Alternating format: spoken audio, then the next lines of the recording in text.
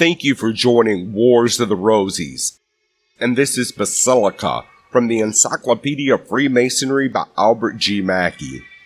Basilica, literally and originally a royal palace. A Roman Pagan basilica was a rectangular hall whose length was 2 or 3 times its breadth, divided by 2 or more lines of columns, bearing entablatures into a broad central nave and side aisles. It was generally roofed with wood, sometimes vaulted. At one end was the entrance. From the center of the opposite end opened a semicircular recess as broad as the nave, called in Latin the tribuna, and in Greek the apsis. The uses of the basilica were various and of a public character, courts of justice being held in them. Only a few ruins remain, but sufficient to establish the form and general arrangement. The significance of the basilica to Freemasonry is that it was the form adopted for early Christian churches and for its influence on the building guilds from the beginning of Christian architecture,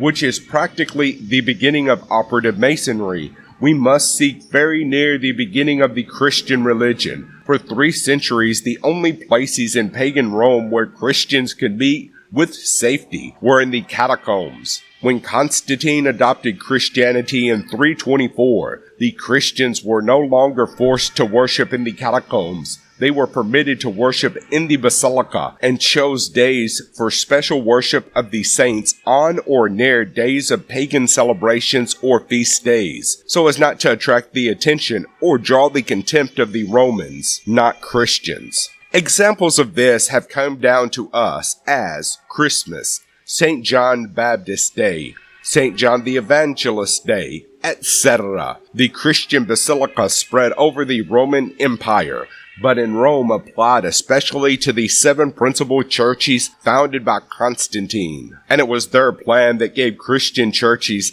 this name. The first builders were the Roman artificers, and after the fall of the Western Empire, we found a decadent branch at Como, see Como, that developed into the Damascene masters, who evolved, aided by Byzantine workmen, and influenced Lombard architecture.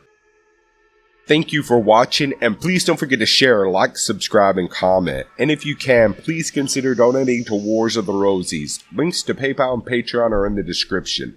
Thank you so very much.